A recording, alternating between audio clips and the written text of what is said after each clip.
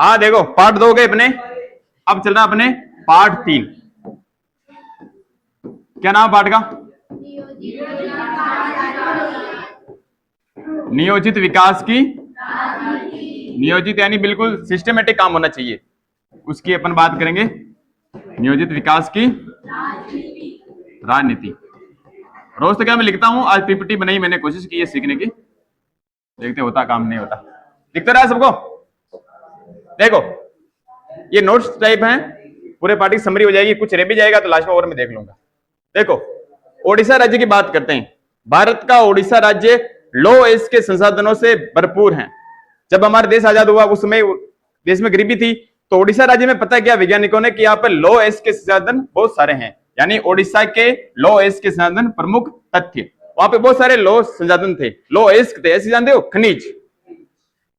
भारत का ओडिशा राज्य लौह अयस्क संसाधनों से भरपूर है। यहां लौह अयस्क का विशाल भंडार है। कैसा भंडार है? इस्पात की मांग, इस्पात यानी खनिज, लोहे से बनने वाले, इस्पात की मांग बढ़ी तो निवेश के आधार पर ओडिशा एक महत्वपूर्ण राज्य के बनकर उभरा। यानी जब इस्पात की मांग बढ़ी तो लोगों ने कहा कि ओडिशा राज्य में अपने कंपनियां स्थापित करनी चाहिए। और आवा नहीं, समझो बात को, फिर कभी समझाया नहीं। ओडिशा लौह अयस्क का विशाल भंडार था, इस्पात की मांग बढ़ी, खनिज की मांग बढ़ी, तो किस राज्य की तरफ नजर गई सबकी? ओडिशा की तरफ, और महत्वपूर्ण राज्य बनकर उभरा। ओडिशा सरकार ने लौह इस्पात की मांग को पूरा करने के लिए अंतरराष्ट्रीय और राष्ट्रीय इस्पात निर्माताओं के साथ सहमति पत्र यानी MOU पर हस्ताक्षर किए। MOU यानी memorandum of understanding, memorandum of understanding. यानी जब लौह इस्पात की मांग बढ़ी तो ओडिशा सरकार ने अंतरराष्ट्रीय यानी इंटरनेशनल, अंतरराष्ट्रीय भारत से बाहर की कंपनियां, अंतरराष्ट्रीय इंटरनेशनल किसी दूसरे देश की, जैसे कोरिया इसमें आएगा नाम, कोरिया, और राष्ट्रीय जो देश के अंदर कंपनियां हैं उनके साथ क्या किया? MOU यानी सहमति पत्र पर हस्ताक्षर किए। क्या किया? सहमति पत्र पर हस्ताक्षर किए। सहमति पत्र क्या होता है कि यहां पर आप आइए, अपनी कंपनी खोलिए, क्या खोलिए? कंपनी, लौह अयस्क निकालिए, खनिज निकलेगा, यहाँ पे क्या स्थापना कीजिए आप? फैक्ट्री, क्या कीजिए? फैक्ट्रियों की आगे स्थापना आप कीजिए, और फैक्ट्रियां लगेंगी तो ओडिशा में विकास होगा। कंपनियां यहाँ पे आके निवेश करेगी, क्या करेगी? निवेश, अपना पैसा लगाएगी, और यहाँ के जो लोकल लोग हैं वहां क्या मिलेगा? काम, यानी मजदूरी मिलेगी, वो मजदूरी में काम करेंगे, उनको रोजगार मिलेंगे, तो इससे दोनों फायदे हो जाएंगे। राज्य भी विकसित होगा, राज्य में फैक्ट्रियां लगेंगी जो, और यहाँ के लोकल लोगों को मजदूरी मिल जाएगी, यानी बेरोजगारी दूर होगी। ऐसा किसका मानना था? ओडिशा सरकार का। कुछ आया समझ में? और आया नहीं है? नहीं आया और पूछो क्या नहीं आया? यानी बात ऐसी है कि जब देश आजाद हुआ, गरीबी थी, ओडिशा राज्य में लौह अयस्क के संसाधन भरपूर मात्रा में थे। यहाँ लोहा बहुत सारा था, खनिज, सब जानते हो खनिज जमीन से निकलता है, तो वहां खनिज निकालने के लिए कंपनियां चाहिए। तो ओडिशा सरकार ने सोचा कि हम यहाँ पे कंपनियां स्थापित करें, तो बाहर से अंतरराष्ट्रीय, एक तो अंतरराष्ट्रीय और एक राष्ट्रीय, बाहर से विदेशों की और देश की दोनों कंपनियां यहाँ पे आके अपनी फैक्ट्रियां खोलेंगी, रोजगार मिलेगा लोगों को, लोकल लोग भी राजी, सरकार की भी आमदनी बढ़ेगी, और ओडिशा गरीब राज्य से आगे जाके बढ़ जाएगा। ऐसा सोचा सरकार ने। लेकिन आगे होता क्या है देखो, क्या लेकर का है? ओडिशा में चुनौतियां, सरकार का दृष्टिकोण। तो सरकार ने यह सोचा कि ऐसा हो जाएगा, लेकिन क्या ऐसा हुआ क्या? ओडिशा में औद्योगिकीकरण और चुनौतियां, सरकार का दृष्टिकोण, यानी सरकार क्या सोच रही है और लोग क्या सोच रहे हैं। सरकार सोच रही थी कि इससे पूंजी निवेश होगा, बाहरी कंपनियां आएंगी और यहाँ पे अपना पैसा लगाएंगी, पूंजी निवेश करेंगी, और लोगों को रोजगार मिलेगा, स्थानीय लोगों को। आदिवासियों को डर था, जो वहां पे रह रहे थे जातियां, आदिवासी लगा जानते हो? राजस्थान में आज भी आदिवासी जिले हैं, 3 जिले मुख्यतः आते हैं, बांसवाड़ा, डूंगरपुर और प्रतापगढ़। तो आदिवासियों को डर था कि आदिवासी भयभीत थे, डरे हुए थे कि उद्योग आने से विस्थापित हो जाएंगे। विस्थापित यानी हमें अपना घर छोड़ना पड़ेगा, हमें बाहर जाना पड़ेगा, उनका रोजगार और आजीविका छिन जाएगी, जो उनकी जमीन है, पुश्तैनी जमीन, वो उनसे सरकार द्वारा छीन ली जाएगी। पर्यावरणविदों, पर्यावरणविद बताया था मैंने, जो पर्यावरण के नुकसान को बचाने के लिए, पर्यावरण के फायदे के लिए काम करते हैं। एनजीओ चलते बहुत सारे, नॉन गवर्नमेंटल ऑर्गेनाइजेशन, जो पर्यावरण के संरक्षण के लिए काम करते हैं। जब अरावली बचाओ चलाया था, अरावली बचाओ आंदोलन, वो क्या कौन चलाते हैं? पर्यावरणविद, पर्यावरण की सुरक्षा के लिए। तो पर्यावरणविदों की चिंता, उनकी चिंता क्या थी कि खनन और उद्योग से पर्यावरण प्रदूषित हो जाएगा। बात सही है, कल कारखानाओं को धुआं निकलेगा, फैक्ट्री अपना धुआं निकालेगी, उनका जो अपशिष्ट पदार्थ नदियों में मिलेगा, नदियां अपशिष्ट होंगी, अपन पानी पिएंगे, जंतु पिएंगे, वो मरेंगे, बीमारियां होंगी बहुत सारी। तो ये पर्यावरणविदों की चिंता थी। कुछ आया समझ में? वापिस रिपीट करते हैं। ओडिशा में औद्योगिकीकरण चुनौतियां, सरकार का दृष्टिकोण। देखो सरकार सोच रही थी कि इससे पूंजी निवेश होगा। क्या होगा? पूंजी निवेश होगा, यहाँ बहुत सारी फैक्ट्रियां बनेंगी, राज्य का विकास होगा, लेकिन लोगों को रोजगार मिलेगा, ऐसा सरकार सोच रही थी। लेकिन वहां पे जो आदिवासी जनजाति थी उनको डर था इस बात का कि आदिवासी भयभीत थे कि उद्योग आने से वे विस्थापित हो जाएंगे। क्या हो जाएंगे? विस्थापित। उनके घर उनसे छीन ले जाएंगे, जमीन उनसे छीन ली जाएगी, उनका रोजगार और आजीविका छीन जाएगी। आजीविका जो काम करते अपन वो भी उनसे छीन लिया जाएगा। वो प्राकृतिक काम करते आदिवासी, उनको मजदूरी थोड़ी करनी।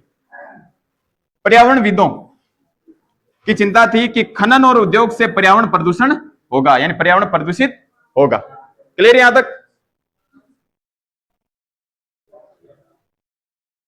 अब देखो अगला क्या है?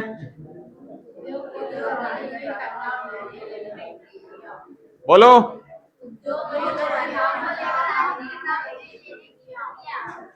देखो उद्योग को लेकर राजनीतिक टकराव, निर्णय लेने की प्रक्रिया। राजनीतिक टकराव यानी जो नेता, कोई भी अपन बात करते हैं, जो अपने पॉलिटिशियन होते हैं, नेता होते हैं, मुख्यमंत्री होते हैं, प्रधानमंत्री होते हैं, राज्य के अंदर मुख्यमंत्री, देश के अंदर प्रधानमंत्री। तो जो भी अपन निर्णय लेते हैं वो निर्णय कौन लेता है? देश के नेता लेते हैं। अपन चाहे कितनी बात कर लें यहाँ पे, स्कूल ऐसे चलनी चाहिए, वैसे चलनी चाहिए, लेकिन निर्णय कौन लेंगे? पूजा मैडम। तो प्रिंसिपल लोग भी निर्णय लेंगे, वो डिसीजन लेंगे। अपन तो केवल बातचीत कर सकते हैं। वैसे लोग निर्णय कर रहे थे यहाँ पे उड़ीसा में खनन नहीं होना चाहिए, यहाँ पे फैक्ट्रियां नहीं लगनी चाहिए, निवेश नहीं होना चाहिए, आदिवासियों की जमीन नहीं छीननी चाहिए, लेकिन निर्णय अंतिम कौन लेगा? नेता ही लेंगे। यानी कोई भी फैसला लेने से पहले विशेषज्ञों, किसे लेने चाहिए? राय विशेषज्ञ, जो अपने क्षेत्र में विशेषज्ञ हो, जैसे अर्थशास्त्री, इकोनॉमिस्ट, पर्यावरणविद की सलाह जरूरी है। कोई भी फैसला आप लो उससे पहले विशेषज्ञ, अर्थशास्त्री और पर्यावरणविदों से आपको सलाह लेने की जरूरत है। जनता से भी राय लेनी चाहिए। किससे? कि वहां की लोकल जनता क्या चाह रही है। अंतिम निर्णय का अधिकार किसको होता है? राजनेताओं को। नेताओं को होता है, राजनेताओं का होना चाहिए। पोस्को प्लांट विरोध, वो कंपनी थी, उसका नाम क्या था? पोस्को प्लांट विरोध। कौन से राज्य में? उड़ीसा। कौन से राज्य में? अरे अपन उड़ीसा राज्य पढ़ रहे हैं अभी। उड़ीसा राज्य में भुवनेश्वर के अंदर एक जिला पड़ता है, जगत सिंह। लिखा रखा ना, जगत सिंह जिले की बात चल रही है। मैं इतने सिंपल तरीके से तुम्हें बता रहा हूं, फिर भी तुम्हें समझ नहीं आया तो कोई मतलब नहीं। पीछे मैं पूछूंगा तो बोलोगे नहीं, जब मैं बोलो बोलो तो बोलते नहीं हो। पोस्को प्लांट विरोध, जगत सिंहपुर। कौन से जिले में? जगतपुर सिंह जिले में प्रस्तावित पोस्को इंडिया इस्पात संयंत्र, ये नाम बोलो एक बार। पोस्को इंडिया इस्पात संयंत्र, पोस्को इंडिया इस्पात संयंत्र का ग्रामीणों ने विरोध किया। उनकी ग्रामीणों की मांग क्या थी? कि सरकार कंपनी के साथ जो सहमति पत्र किया उन्होंने, MOU, मेमोरेंडम ऑफ अंडरस्टैंडिंग, क्या नाम है होता है इसका? मेमोरेंडम ऑफ अंडरस्टैंडिंग, यानी DI, यानी सहमति पत्र। क्या है? सहमति पत्र को सरकार क्या करें? रद्द करें। अरे पीछे ध्यान नहीं देखो, समझ में नहीं आएगा। वापिस बोलते देखो, उद्योग को लेकर राजनीतिक टकराव, निर्णय लेने की प्रक्रिया। कोई भी फैसला लेने से पहले वहां के विशेषज्ञ होते हैं, कौन? अर्थशास्त्री और पर्यावरणविद की सलाह जरूरी रहनी चाहिए। जनता से भी राय ली जानी चाहिए कि आप क्या चाहते हो, लेकिन अंतिम निर्णय किसका होता है? राजनेताओं का। पोस्को प्लांट विरोध, जगत सिंहपुर जिले में प्रस्तावित पोस्को इंडिया इस्पात संयंत्र, क्या नाम था? यह नाम तुम्हें परीक्षा में लिखना पड़ेगा। अरे पीछे ये मैं पूरा पढ़ूंगा, इसके बाद किताब खोलिए, तुम्हें कोई पॉइंट रहेगा और बताऊंगा। तुम नहीं बोलोगे तो वरना पाठ खत्म हो जाएगा। मैं नहीं चाहता कोई फॉर्मेलिटी करूं मैं। पोस्को प्लांट विरोध, यानी पोस्को इंडिया इस्पात संयंत्र का ग्रामीणों ने क्या किया? विरोध किया। ग्रामीणों की मांग थी कि सरकार ने कंपनी के साथ जो सहमति पत्र, MOU, मेमोरेंडम ऑफ अंडरस्टैंडिंग, जिस पर हस्ताक्षर किए, उसको क्या किया जाए? रद्द किया जाए। समझ में आ रहा है? तुमने कहा संघर्ष का ट्रांसफर रद्द करो, वही वाली बात है, इसको रद्द करो। ये आ रही न्यूज अखबार की, दिख रही है? किताब में है या नहीं है? कौन सा पेन ले तुम देख के इसको पढ़ते अपन। जो इंपॉर्टेंट चीजें मैं सब शामिल करूंगा इसमें, फिर भी कोई रह जाएगी तो बता दूंगा मैं ना, तुम बोलो मत बस। पोस्को प्लांट उड़ीसा के ग्रामीण विरोध पर उतारू। ये न्यूज है द हिंदू की, द हिंदू अखबार है 23 जून 2006। कब की बात है? यानी कार्यालय संवाददाता भुवनेश्वर, जगत सिंह जिले में। कौन से जिले में? जगत सिंह जिले में प्रस्तावित पोस्को इंडिया इस्पात संयंत्र, आगे नाम पोस्को इंडिया इस्पात संयंत्र से विस्थापन का शिकार हुए लोगों ने इस कोरियाई कंपनी, कौन सी कंपनी? के दफ्तर के सामने गुरुवार को विरोध प्रदर्शन किया। ये लोग मांग कर रहे थे कि 1 साल पहले कंपनी और उड़ीसा की सरकार के बीच जिस सहमति पत्र पर हस्ताक्षर हुए उसे क्या किया जाए? हो गई बात? आ गई? ये नाम तुम्हें याद नहीं रखने, बता देता हूं। दिंकिया, नोआ गांव और गढ़कुंजगा ग्राम पंचायत के 100 से भी अधिक ज्यादा है ना स्त्री पुरुषों ने कंपनी के दफ्तर में घुसने की कोशिश की, लेकिन पुलिस ने उन्हें रोक दिया। प्रदर्शनकारियों ने नारे लगाए और कहा कि हमारी जीविका और जीवन की कीमत पर कंपनी को इस्पात संयंत्र लगाने की अनुमति नहीं दी चाहिए, हमारी जान पर खेलकर सरकार को कंपनी बनाने की इजाजत नहीं देनी चाहिए। इस विरोध प्रदर्शन का आयोजन राष्ट्रीय युवा संगठन और नव निर्माण समिति ने किया। वापिस रिपीट करते हैं, पोस्को प्लांट उड़ीसा के ग्रामीण विरोध पर उतारू। जगत सिंह जिले, कौन से जिले में? में प्रस्तावित पोस्को इंडिया इस्पात संयंत्र से विस्थापन का शिकार हुए लोगों ने कौन सी कंपनी के दफ्तर के सामने गुरुवार को विरोध प्रदर्शन किया। ये लोग मांग कर रहे थे, क्या मांग कर रहे थे? कि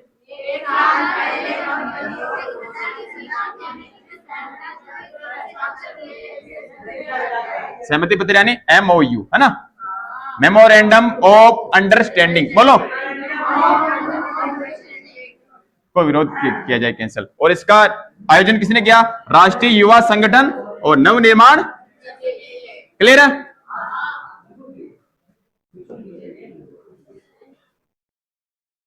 अब क्या आ रहा आगे? विकास का अर्थ और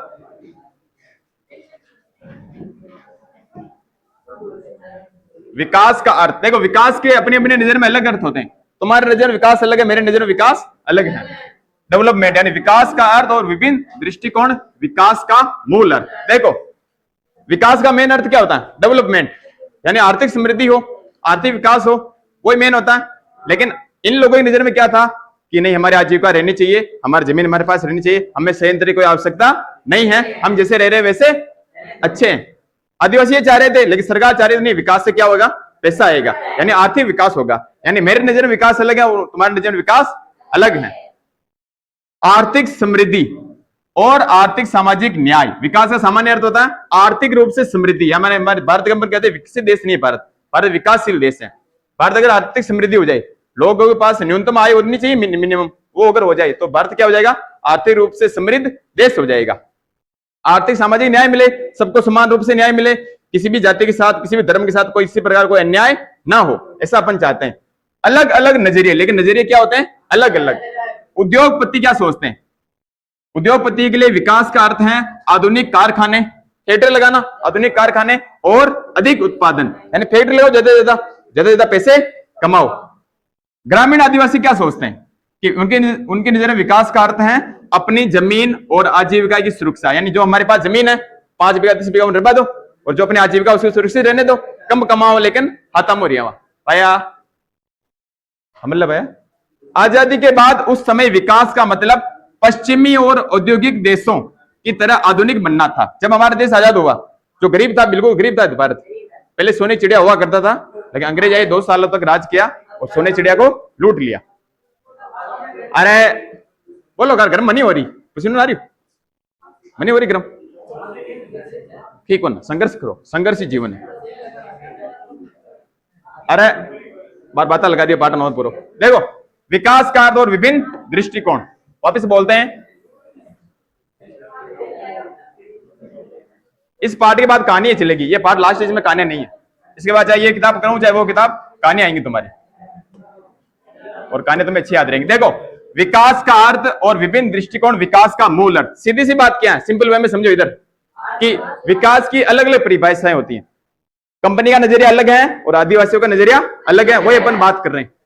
आर्थिक समृद्धि होनी चाहिए और आर्थिक सामाजिक न्याय होना चाहिए। विकास सामान्य अर्थ आर्थिक और आर्थिक सामाजिक न्याय। अलग अलग नजरिए हैं। उद्योगपति क्या सोचते हैं कि विकास का अर्थ है होना चाहिए आधुनिक और ज्यादा से ज्यादा फैक्ट्री लगाओ, ज्यादा से ज्यादा पैसा कमाओ। कौन सोचते हैं? उद्योगपति। लेकिन ग्रामीण आदिवासी क्या सोचते हैं? इनका विकास का अर्थ है कि अपनी जमीन और आजीविका की सुरक्षा, अपनी जमीन और आजीविका की सुरक्षा।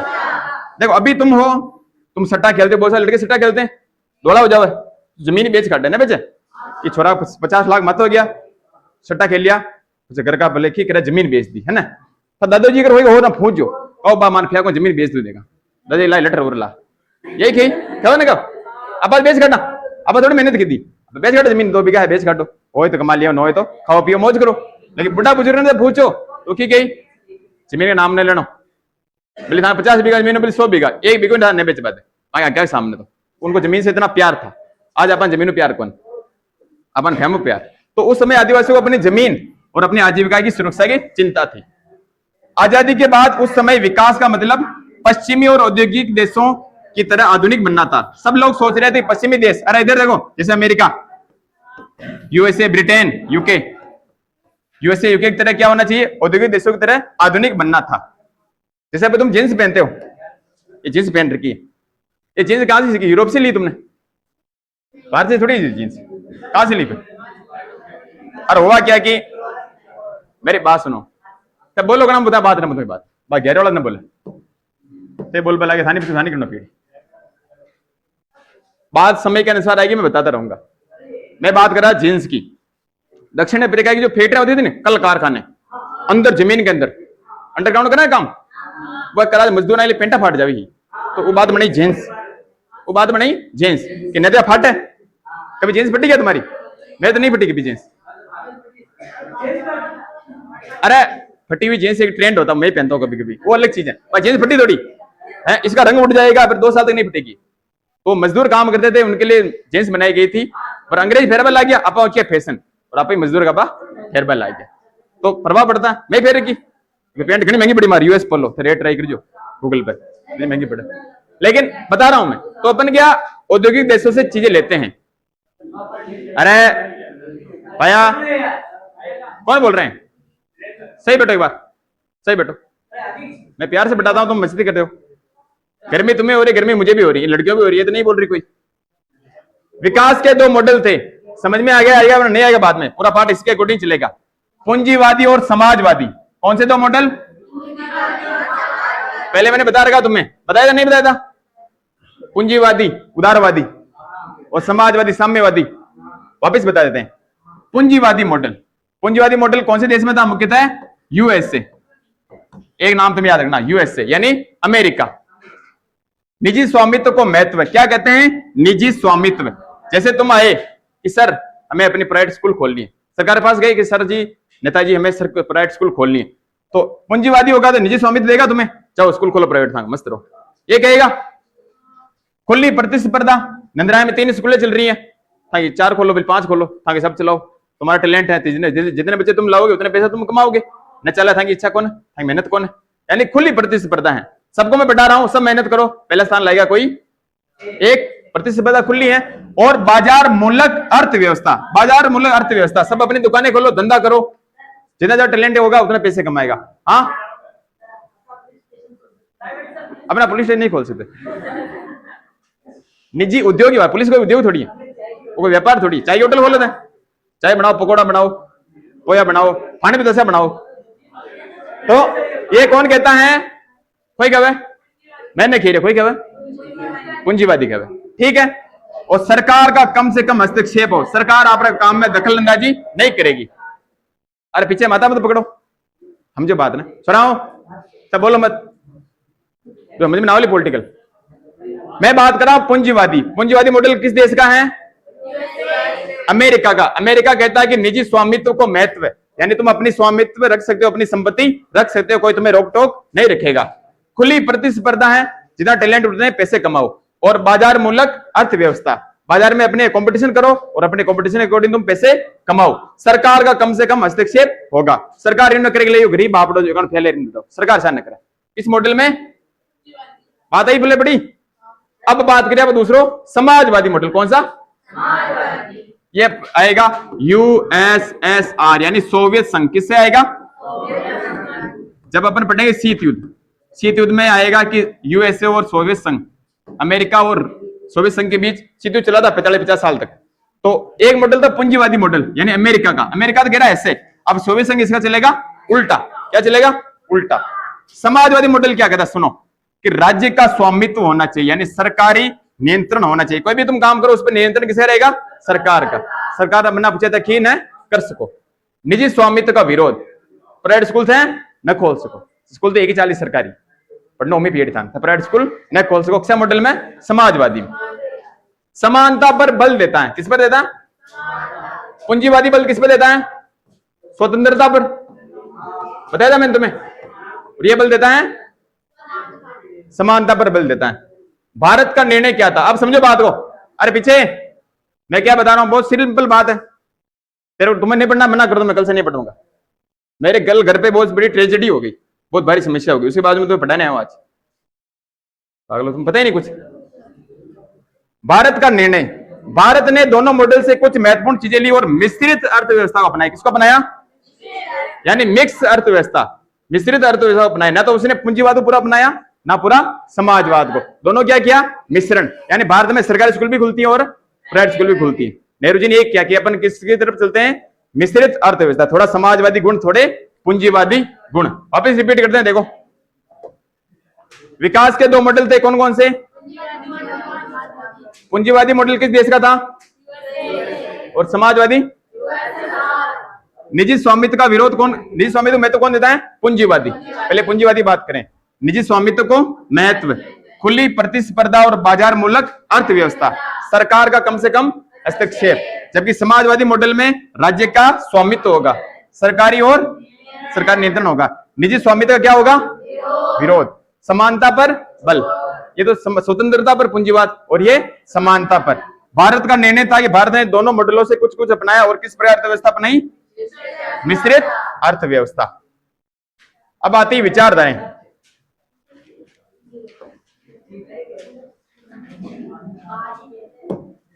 अरे भाई हमारा 20 गणी ब्री था नंगो ना आदर धीरेन्द्र, मस्ती मत कर भाई, प्यारो समझा रही हूं। धीरेन्द्र मस्ती मत कर, समस्या हो जाएगी तेरे, मैं प्यार से बता रहा हूं। विचारधारा यानी आइडियोलॉजीज। पढ़ना पढ़ो, नहीं पढ़ना तो कल से मत बैठना, मैं नहीं पढ़ूंगा, अपने कोई दिक्कत नहीं। विचारधारा यानी आइडियोलॉजीज। दो विचारधारा अपन नाम पढ़ते हैं, एक तो आती है वामपंथी विचारधारा और एक आती है दक्षिणपंथी विचारधारा। वामपंथी को अपन बोलते हैं लेफ्टिस्ट। क्या बोलते हैं? वामपंथी यानी लेफ्टिस्ट और दक्षिणपंथी यानी राइटिस्ट यानी राइट विंग बोलते हैं। क्या बोलते हैं? Right wing. पीछे मैं 10 बार बोलिए, चुप रहो तुम।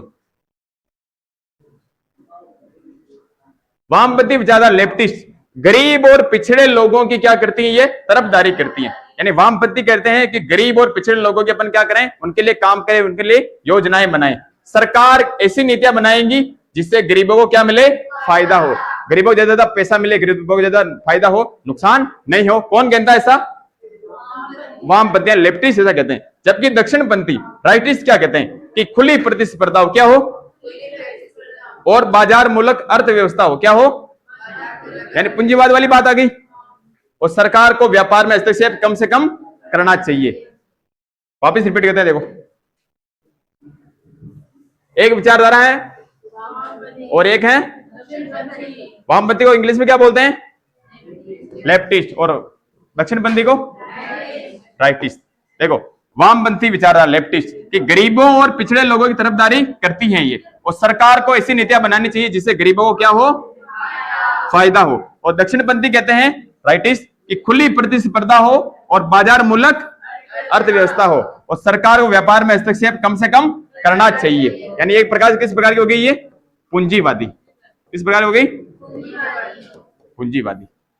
बहुत इतना कल बताएंगे बाकी, या पढ़ाएं आगे? हाँ थोड़ा दाब गया हुई, पढ़ाएं? हैं? अरे बिल्कुल सिंपल चीज, तुम बोलते बहुत हो, बाकी अतरो सरल पार्टी हो। 11वीं ज्यादा 12वीं ये पॉलिटिकल सरल है, 11वीं पॉलिटिकल ज्यादा कठिन थी, तुमने पढ़ी होकर। योजना आयोग क्या नाम है? योजना आयोग बनाम नीति आयोग। बनाम यानी क्या था? वर्सेज। दोनों एक ही चीज है, नाम बदल दिया इनका। यानी गंगाधरी क्या है? शक्तिमान है। शक्तिमान देखियो। योजना आयोग इसकी स्थापना होती है मार्च 1950 में। कब होती है? योजना नाम से स्पष्ट है, क्या करेगा ये? योजनाएं बनाएगा। क्या बनाएगा? यानी पंचवर्षीय योजना बनाता था। क्या बनाता था? पंचवर्षीय योजना, यानी 5 साल के लिए योजना। इसका अध्यक्ष होता था प्रधानमंत्री। क्या होता है? लेकिन योजना आयोग एक सलाहकारी निकाय क्या है? केवल सलाह देता था। इसकी बातें मानने के लिए मंत्रिपरिषद बाध्य नहीं है। यानी योजना आयोग क्या है? सलाहकारी। ये प्रधानमंत्री मध्य परिषद कहता है कि आपको 5 साल में योजना बनानी चाहिए। अब उनकी बात वो बात माने या ना माने। जैसे मैं कहूँ कि बाहर वाले 2-3 बच्चों को बाहर निकाल दो, मैडम मैं कह दूं मैडम मेरी बात माने ना माने वो उनका निर्णय है। यानी योजना आयोग कहती है मार्च 1950 में स्थापना होती है। पंचवर्षीय योजना यानी 5 साल की योजना बनाता है। अध्यक्ष कौन होता है इसका? और ये निर्णय केवल क्या होते हैं? सलाहकारी। सरकार मानने के लिए बाध्य नहीं है। क्लियर है? फिर इसका नाम बदला मोदी जी ने। मोदी आया 1 जनवरी 2015, पहला कार्यकाल अपना 1 जनवरी 2015। इसका नाम रख दिया नीति। क्या नाम है? नीति। नीति NITI, याद रह जाए? NITI नीति, यानी national institution for transforming India. National institutional for transforming India. बोलो।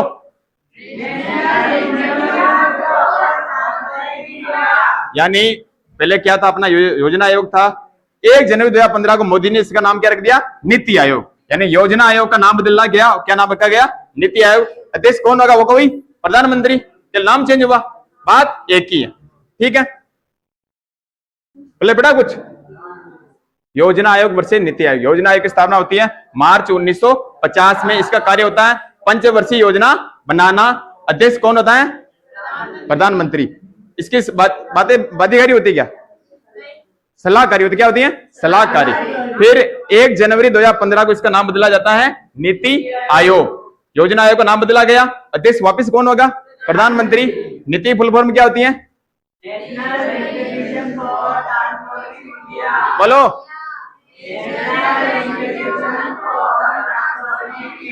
National institution for transforming India. यहां से 1 नंबर का प्रश्न आता है, बॉम्बे प्लान। नाम सुना? जो व्यापारी थे, कौन थे? व्यापारी, जानते हो? बॉम्बे प्लान 1944, याद रखना इसको। कब बनाई है? बॉम्बे प्लान 1944। उद्योगपतियों के एक समूह द्वारा देश में नियोजित अर्थव्यवस्था चलाने का प्रस्ताव रखा गया, उसे क्या बोलते हैं? बॉम्बे प्लान। यानी 1944 में उद्योगपतियों ने सरकार से कहा कि देश में नियोजित अर्थव्यवस्था होनी चाहिए, सबके विकास वाली अर्थव्यवस्था चलाने का प्रस्ताव आपको रखना चाहिए और ऐसे कानून बनाने चाहिए जिससे उद्योगपतियों को क्या हो? फायदा। क्या हो? उसे क्या बोलते हैं अपन? बॉम्बे प्लान। कब बना? 1900। उद्योगपतियों के एक समूह द्वारा देश में नियोजित अर्थव्यवस्था चलाने का प्रस्ताव रखा गया और ऐसे कानून बनाए देश जिससे उद्योगपतियों को क्या हो? ज्यादा से ज्यादा फायदा हो। याद रह जाएगा? ये चीज है बॉम्बे प्लान। गणो सरल है, थोड़ा याद कर लियो। यानी बॉम्बे प्लान 1944 उद्योगपतियों के समूह द्वारा देश में नियोजित अर्थव्यवस्था चलाने का प्रस्ताव रखा गया। 2 पेज और कर लें पूरा। बाकी समझ में नहीं आया घर पे वीडियो देख लेना। फिर भी नहीं आया तो कल मैं वापस बता दूंगा। ठीक है, ऐसी कोई दिक्कत नहीं, बस बोलो मत। बताने कोई दिक्कत नहीं, 2 बार बता देंगे, 3 बार बता देंगे। पंचवर्षीय योजना यानी 5 वर्ष की योजना। कहां से लिया गया? अपना देश कौन सा था? अमेरिका था क्या? USSR। सोवियत संघ की तर्ज पर हमारे देश ने क्या अपनाई? पंचवर्षीय योजना। देखो बात समझो, कहानी क्या चलती है। 1950 में क्या बना? योजना आयोग। तो कब से चलेगा ये? 1951 से चलेगा। 5 साल जोड़ो, 51 से 56। यानी प्रथम पंचवर्षीय योजना 1951 से 1956 तक रही। ठीक है, पंचवर्षीय क्या होता है? सरकार रही अभी कोई सरकार नहीं, बीजेपी कांग्रेस की आते कहेगी नहीं कि हम ये काम करेंगे, ये काम करेंगे, महिलाओं को आरक्षण देंगे, रोड बनाएंगे, ये करेंगे। 5 साल योजना बनाती हूँ, अब काम पूरा होता नहीं हो तो बात फिक्स थोड़ी है, योजना बनाती। उसी प्रकार पंचवर्षीय योजनाएं आने वाले 5 सालों की योजनाएं। पहली पंचवर्षीय योजना 1951 से 1956 किस देश से लिया गया?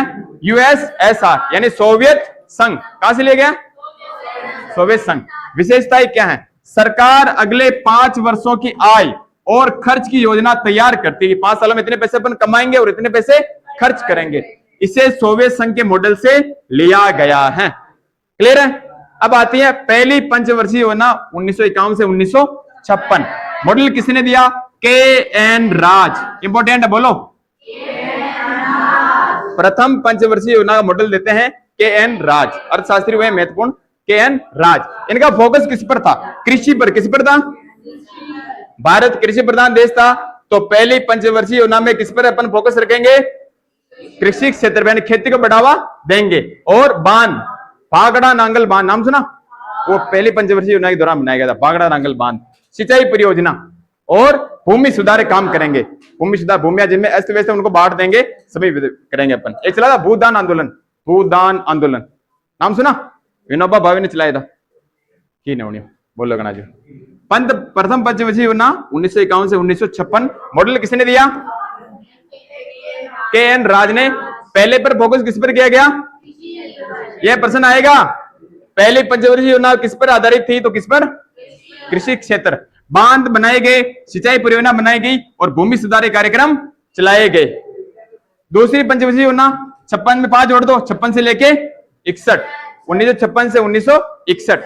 यह मॉडल दिया था पीसी महालनोबिस मॉडल। इंपोर्टेंट नाम है, पीसी महालनोबिस मॉडल। बोलो, पीसी महालनोबिस मॉडल। इस पर फोकस किया गया उद्योग पर। किस पर कहा गया? पहली पंचवर्षीय योजना पे फोकस किया गया कृषि पर, दूसरी में उद्योग पर। भारी उद्योग, औद्योगिकीकरण और देश के उद्योगों का संरक्षण। केन राज का पहला मॉडल था। इसमें इन्होंने कहा कि विकास करना चाहिए धीमी गति से। कैसे? यानी धीरे धीरे विकास अपने को करना चाहिए। लेकिन दूसरी योजना में अपने कहा नहीं, विकास को क्या करना चाहिए? तेज गति से। किस गति से? कुछ आ रहा समझ में? वापस रिपीट करता हूं मैं, 2 मिनट देख लो। पंचवर्षीय योजना 5 इयर्स प्लान। विशेषताएं, सरकार अगले 5 वर्षों की आय और खर्च की योजना तैयार करती है। अलावा नहीं, बोलो। इसे कहां से ले गया?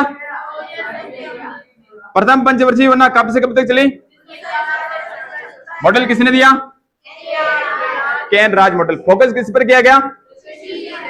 बांध, सिंचाई और भूमि सुधार। दूसरी पंचवर्षीय योजना मॉडल किसने दिया? PC Mahalanobis model. फोकस किस पर कहा गया? औद्योगिकीकरण और देश के उद्योगों का संरक्षण।